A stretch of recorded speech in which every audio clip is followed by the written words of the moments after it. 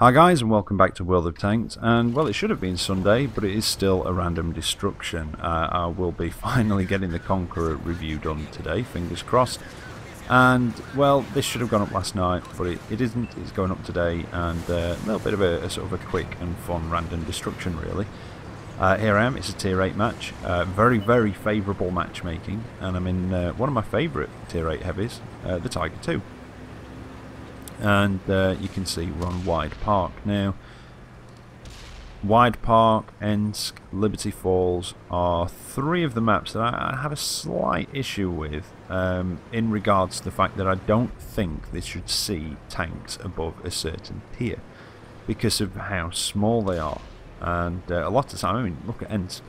If you're on a tier 9 or 10 tank in Ensk, you basically, the match starts and everybody gets spotted virtually straight away. And I think that really, maybe up to tier 6 or 7 for Ensk, maybe the same with this one, and even Liberty Falls I think maybe only up to tier 6, but anyway, that's, you know, my opinion.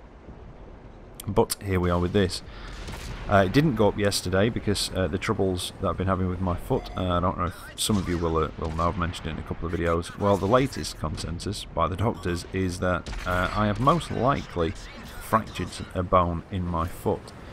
I had a rather large bottle of mayonnaise fall out of our fridge from about a height of 5 feet, because it's a very tall upright fridge, and it was a very full large bottle, and it landed on my foot just before all this sort of swelling and pain happened.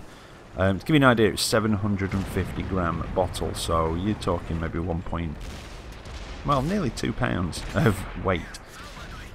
Landed on the edge on my foot, so yeah, that seems to be the consensus, that I've fractured a bone in there and I've been walking around on it for a few weeks. But anyway, back to the match. Yeah, a map this size in a tank sort of this powerful, because I mean, let's face it, the Tiger 2, it is a powerful tank. It is tough, it's got a good gun, and on a small map like this with such favourable matchmaking, it is, I don't know, it is almost like shooting fish in a barrel sometimes. Just because, well, you can just angle it a bit and block from these lower tiers quite easily, especially at this range. And I've kind of used this one, again, not because of really any particular skill on my part. It was just a bit of a fun match, like I say, favourable matchmaking, just one of those games where everything comes together and you just have a great game. And even there, just where I'd placed the tank, I'd sort of angled it against, well, kind of both sides by using that building in front of me to hide my front from the bigger guns, the IS-3, etc. Who's now coming up this way, and again, I'm just keeping an angle. I know I've got stuff shooting at me from over there, which is why I've kept that angle, because it was bouncing, and yeah, it was working. Now, there's the box tank there, the SE-100Y. I didn't have much to shoot at, but it can be very accurate, this gun. You know, it's not got a bad accuracy anyway, but sometimes it behaves very well, sometimes not so much.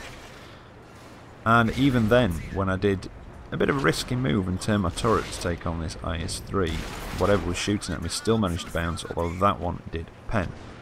And I've got an idea, it was possibly the T-29, although there is a T-32 down there. No, T-37 that is, sorry. He's gone. Box tank, can I reload in time to get the last hit on him? Nope, not quite. Somebody else took him out. Oh no, there is a T-32 down there, but it's not what I was shooting at before. Now, I did just put my targeter over the turret. I couldn't quite see what gun mantle he got, but a bit of a trick sort of tip for you. And you remember me saying about the Tiger 2s? If they've got the rounded turret front on the Tiger 2, it is a weaker turret front, and a lot of the time you can put shells straight through it. With the T-32, that squarer turret, gun mantle should I say, that he'd got there, that's the really tough one, the sort of 298 mils of armour on the front. However, if it's a sort of rounded gun mantle on the front of the T-32's turret, it is very weak, only 114 mil, so again, through the front of the turret. Most people do free XP to get the second turret though. I must admit, I think I did about half of it. I think free XP'd half towards the second turret, but yeah, there you go. So if it's a rounded gun mantle through the turret of the T-32. If it's that square of one, no chance. But anyway, there you go. Finished that with a nice top gun. Just sneaked an extra little one in at the end. A high caliber. Only a first class mastery though. Steel wall chucked in there as well. And just over 4,500 damage, which was a fantastic, well, a really nice first win, sort of daily double in that. Just over 7,200 XP. But yeah, very happy with the damage. And just shows, I mean, the Tiger II is, in my opinion, is a great tank. You know, it is kind of an all-rounder, and in tier 10 matches it can stand up for itself, but you do have to play it very, very differently. Got to stay back a lot more, try and got to stay hull down as much as you can as well. But yeah, it can be a very, very tough tank when it's top tier. Now, second one for you, and a little bit different, tier 9 match, not overly tier 9, only a couple in there. Look, E75 and a Tortoise on the enemy team, and I am in my KV4, and it's on Thiepval Ridge. And I've kind of used this one because my damage isn't outstanding on this. I don't think my assisted is anything particularly special, if I remember rightly. My blocked isn't too bad, but it kind of shows that sometimes just holding a choke point or holding a particular section of the match and basically just kind of keeping the enemy team at bay more than destroying them can be enough to help win. And that's kind of why I've used this one. As you can see by the map, not many of the team are heading this way.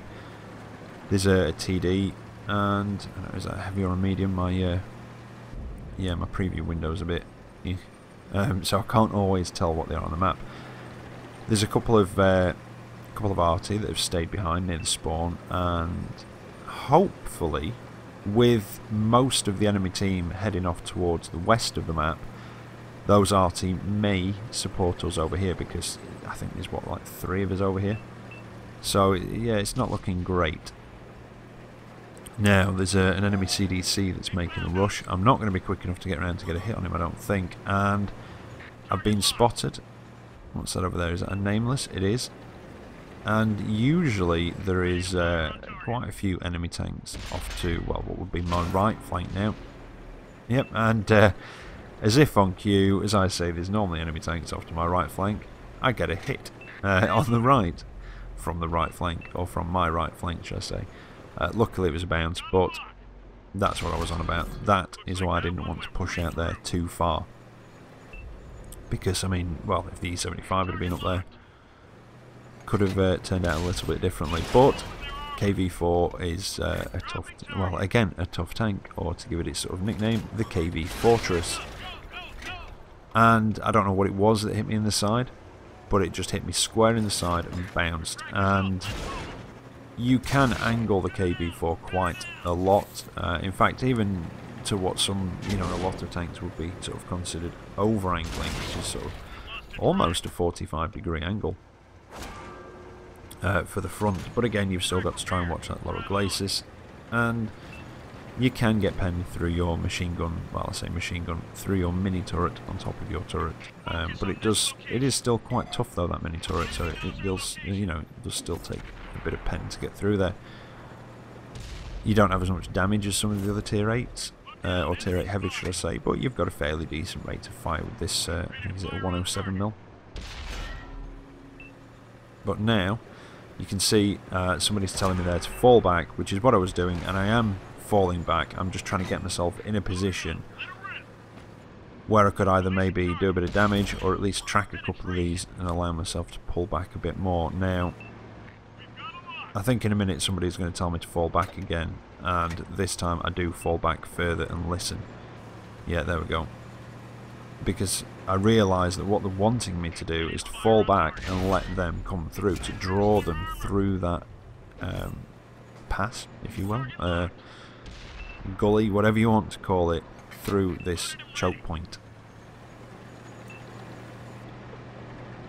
Now, I'm still keeping an eye out, still taking the odd shot where I can, but I want to pull back and get in a position where I can try and hold this choke point. There's a heavy behind me, there's arty behind me. With this being slow, it can be quite good firing on the move when you're pulling back.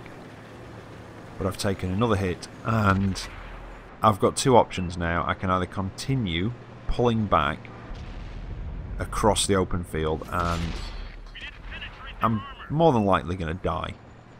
Or I can basically try and just stay here, use these rocks as a bit of cover, hold them for as long as I can in this choke point with the help of that other heavy behind me and an arty, and just hope that the rest of the team can basically finish off whatever else is around the map.